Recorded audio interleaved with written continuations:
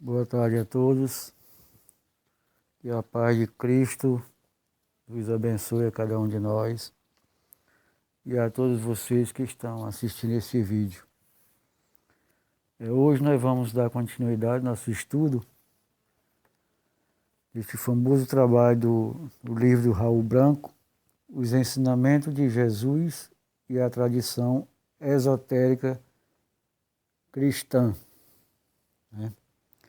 As chaves que abrem o reino dos céus na terra. Nós temos feito os últimos vídeos, foi a introdução e o prefácio desse trabalho. E hoje nós vamos começar o estudo deste livro, no primeiro capítulo, que tem por título o seguinte: existe um lar interno na tradição cristã? Uma pergunta. Aí ele começa a dizer assim: as igrejas cristãs na atualidade professam que todos os ensinamentos de Jesus estão contidos na Bíblia, tendo sido interpretados no decorrer dos séculos pelos credos e dogmas, e outros ensinamentos transmitidos pela hierarquia eclesiástica. Apesar das passagens da Bíblia que falam claramente sobre os ensinamentos reservados e dos escritos dos padres da igreja primitiva, que se refere aos mistérios de Jesus, a atitude ortodoxa é de que não existe um lado interno na tradição cristã. Caso isso fosse verdade, essa seria a última grande religião sem ensinamentos esotéricos. Essa postura da igreja não é de estranhar, pois, como disse o bispo Leadbeater, da Igreja Católica Liberal, ele fala o seguinte: com o passar do tempo, todas as religiões gradualmente se distanciam na forma original em que foram plasmadas por seus fundadores. Quase sempre esta mudança é para pior. Porém, existe um lado interno na tradição cristã, que são os ensinamentos reservados e as práticas estabelecidas por Jesus, preservadas e desenvolvidas por seus discípulos e por grandes praticantes. Pelo fato de lidarem com os aspectos ocultos da natureza e do homem, esses ensinamentos são geralmente preservados pela tradição oral ou apresentados de forma alegórica. Eles visam identificar o objetivo último da vida do homem no mundo e orientar os praticantes para alcançá-los o mais rápido possível. O lado interno, portanto, é equivalente ao lado esotérico ou oculto da tradição. Como os ensinamentos esotéricos, por definição, são ministrados de forma reservada ao número relativamente pequeno de discípulos mais avançados e geralmente sob juramento de sigilo, muito pouca informação a esse respeito chega ao domínio público. Essa situação tem um paralelo na tradição dos mistérios, sobre o qual tanto se fala, mas pouco se sabe fora do círculo de seus iniciados. Apesar de ter sido praticamente ignorado por muitos séculos, o lado interno da tradição cristã é uma realidade. Jesus falava de acordo com a capacidade de discernimento de cada um. Ele diz lá em Marcos 4,33. Segundo o que podia compreender, sendo que para os discípulos ministrava ensinamentos reservados, como fica claro na seguinte passagem na Bíblia Sagrada. Está registrado lá em Marcos 4, de 10 a 11. Jesus disse o seguinte: quando ficaram sozinhos, os que estavam junto dele com os 12, o interrogaram sobre as parábolas. E Jesus lhe disse: a vós dado é o mistério do reino de Deus. Aos de fora, porém, tudo acontece em parábolas. Se aceitarmos o teor dessa passagem, que é confirmada em outras partes dos evangelhos, em documentos apócrifos, podemos assumir que a tradição cristã, pelo menos em seu primórdio, teve um lado interno, estabelecido diretamente por Jesus. Paulo confirma esse fato em sua epístola quando fala das verdades veladas, reservadas aos perfeitos, ou seja, aos que tinham sido iniciados nos mistérios de Jesus. Ele fala lá em 1 Coríntios 2,7. Ensinamos a sabedoria de Deus, misteriosa e oculta, que Deus, antes dos séculos, de antemão, destinou para a nossa glória. E referindo-se aos dons da graça de Deus, o apóstolo diz, lá em 1 Coríntios 2,13, desses dons não falamos segundo a linguagem ensinada pela sabedoria humana, mas segundo aquela que o Espírito ensina, exprimindo realidades espirituais em termos espirituais.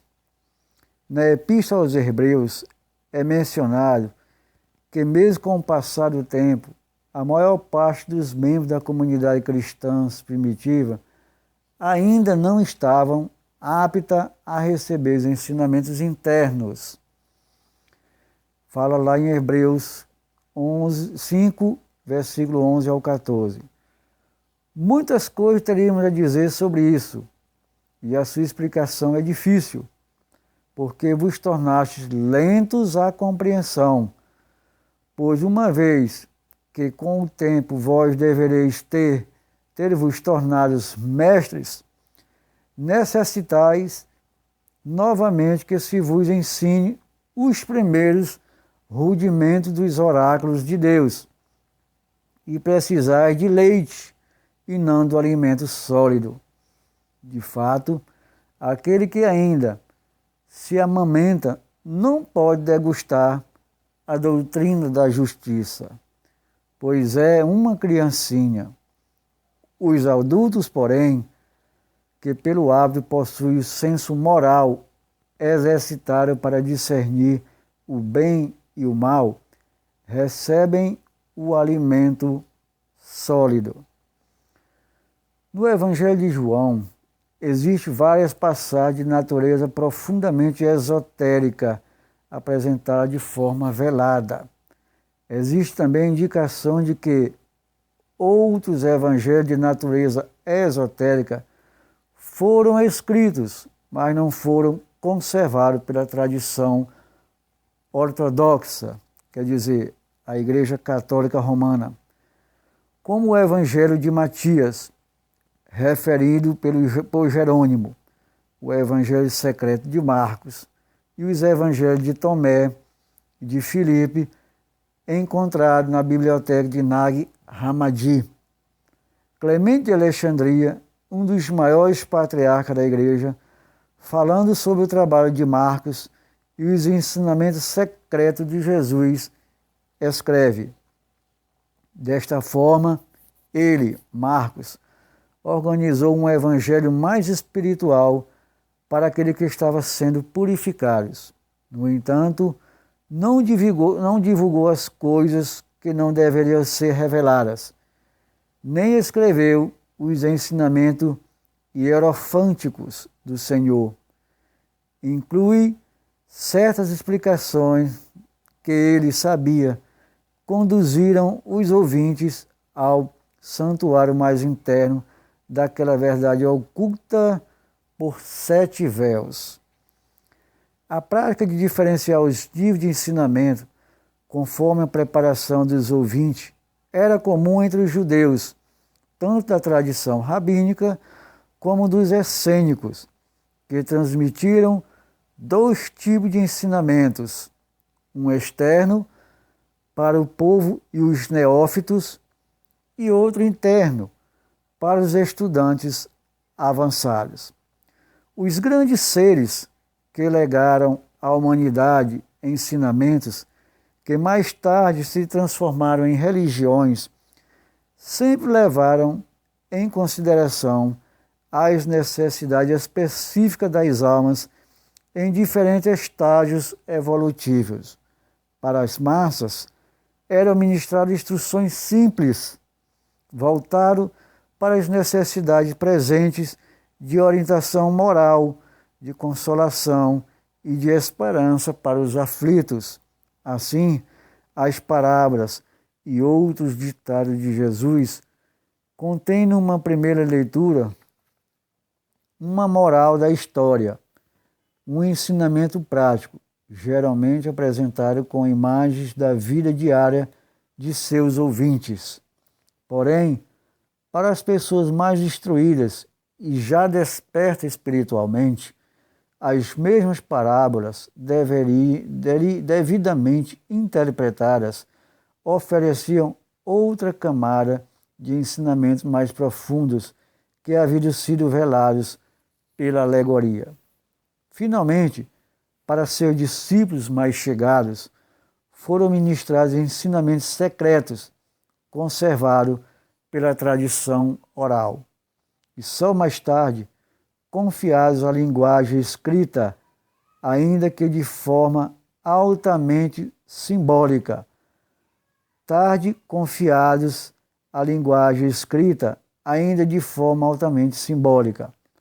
O bispo Lindebeat afirma categoricamente que existe um lado esotérico do cristianismo, apesar dos protestos em contrário das correntes ortodoxas dominantes em suas pungentes palavras.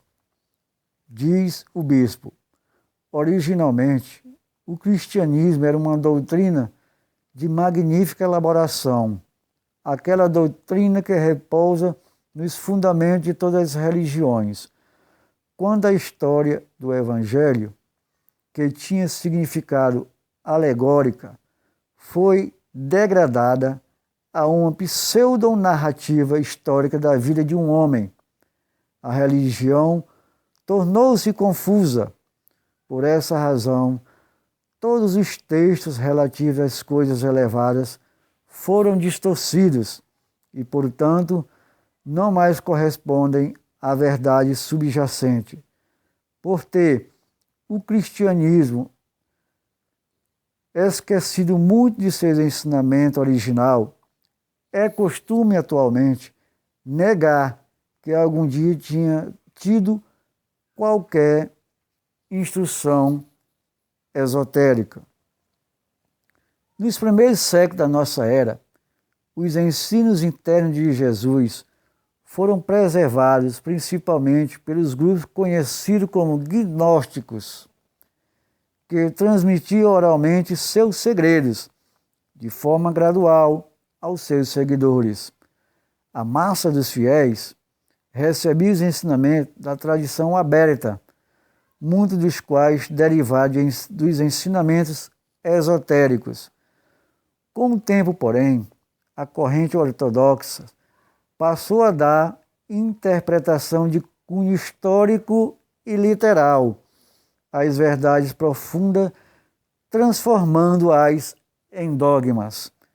Um estudioso chegou a sugerir que, abre aspas, os dogmas tradicionais da Igreja que chegaram a nós ao longo dos séculos são materializações grosseiras do verdadeiro ensinamento sobre a natureza e a origem espiritual do homem contido na gnosis. Esses dogmas são o resultado do historicismo literal, das narrativas, alguns casos, porém, tendo uma base semi-histórica, que tinha a intenção original de servir como alegorias, cobrindo profundas verdades espirituais. A verdade, portanto, não é que o gnosticismo seja heresia, um afastamento do verdadeiro cristianismo, mas precisamente o oposto, isto é, que o cristianismo em seu desenvolvimento dogmático e eclesiástico é uma caricatura dos ensinamentos gnósticos originais. Com um crescente acervo de informações sobre o lado esotérico dos ensinamentos da nossa tradição, seria lícito perguntar por que esses dados não foram apresentados de forma sistemática ao grande público. A verdade é que nunca houve interesse nesse particular dentro da Igreja Ortodoxa Apostólica Romana. Ao contrário, as autoridades eclesiásticas, depois de Clemente de Alexandria e Orígenes, sempre negaram que houvera um lado esotérico na tradição cristã. Um dos principais fatores para essa atitude remonta à aliança da incipiente igreja com o imperador romano Constantino, no início do século IV.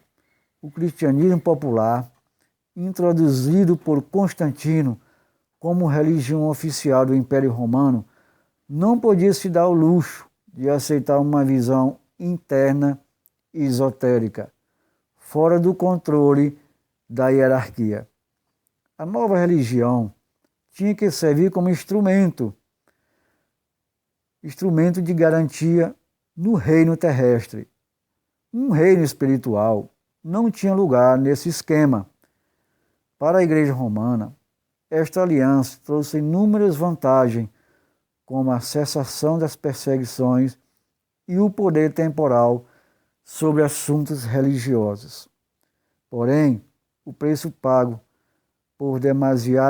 foi demasiado alto. O afastamento de que havia de mais precioso na herança cristã e a alienação de milhares de buscadores sinceros que foram anatematizados ao longo dos séculos. Dessa tentação não escaparam mais tarde as igrejas da Reforma Protestante, que também se uniram aos príncipes deste mundo. A Bíblia permaneceu sendo a suprema fonte da tradição, em que pese a importância concedida à tradição oral, principalmente nos meios monárquicos. Toda tentativa de sistematização dos ensinamentos do Mestre sempre foi vista com extrema suspeita, pois o resultado de qualquer nova apresentação dos ensinamentos iria, no mínimo, afetar as prioridades e os valores relativos da estrutura dogmática estabelecida pela Igreja. A atitude atual, porém, ia muito além da suspeita, chegando à rejeição peremptória das novas interpretações, pois, por definição, seriam diferentes da ortodoxa, sendo, portanto, taxadas de heresias e combatidas literalmente a ferro e fogo.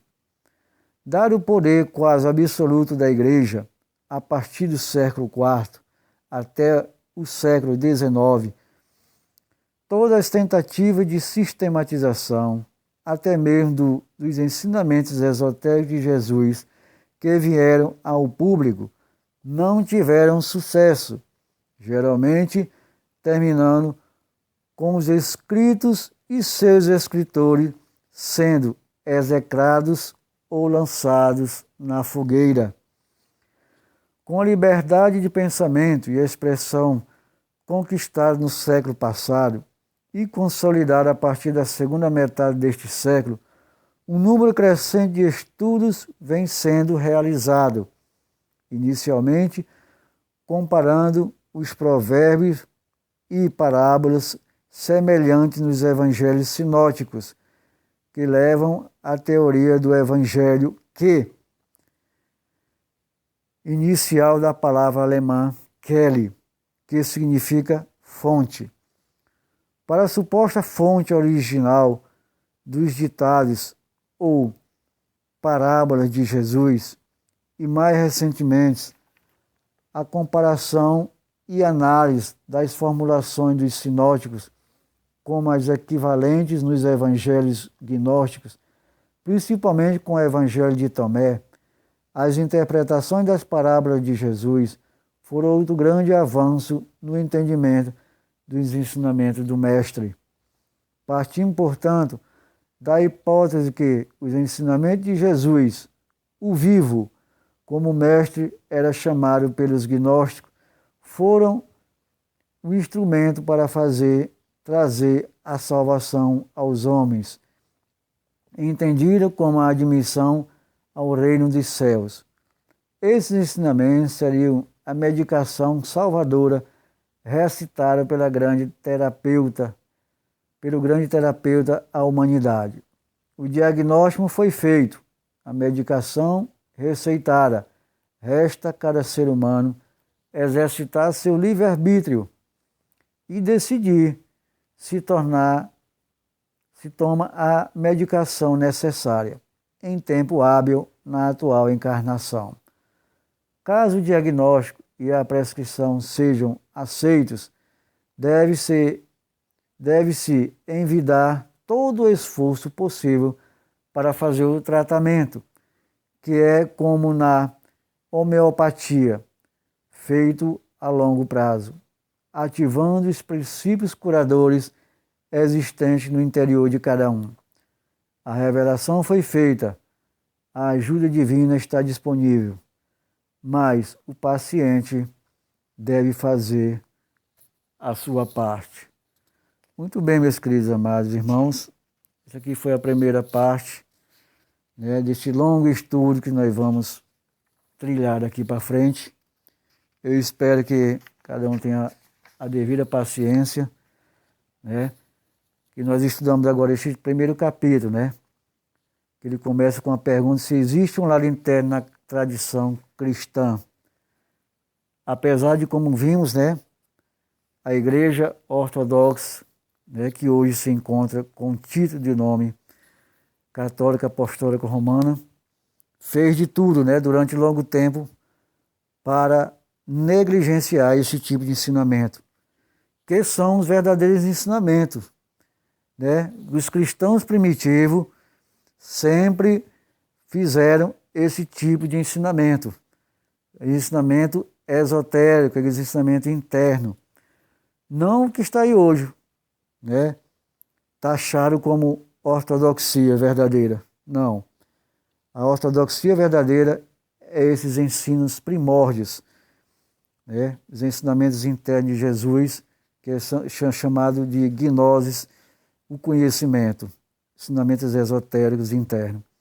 Então, cabe a nós, como ele falou aqui, cabe a nós, cada um de nós estudioso, buscador desta verdade, exercendo a nossa atividade de livre-arbítrio, buscar esses conhecimentos, buscar esse entendimento e voltar a trilhar os caminhos antigos, que os verdadeiros cristãos, os verdadeiros ensinadores espirituais deixaram para cada um de nós.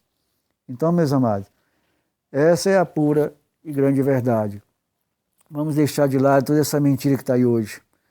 As pessoas hoje só buscam praticamente 3 fatores: ser, ter e poder. E nisso não está isento nenhuma dessas igrejas que estão estabelecidas hoje aí como igrejas de Jesus. Tanto igreja protestante, como igrejas católicas e outras seitas que por aí vêm aparecendo. A única finalidade deles hoje é apenas o temporal, esta vida terrena, se dar bem neste mundo, ganhar bens materiais, ser rico, ter poder, Mas não foi isso que Cristo ensinou. O que Cristo deixou foi a busca do reino dos céus, a busca do conhecimento, a busca da gnose, que é o verdadeiro ensino de Jesus Cristo, o Cristo, que veio habitar em cada um, dentro de cada um de nós. Então o reino de Deus, ele não é um lugar. O reino de Deus é um estado de consciência, um estado de plena paz e harmonia conosco mesmo, com mim mesmo.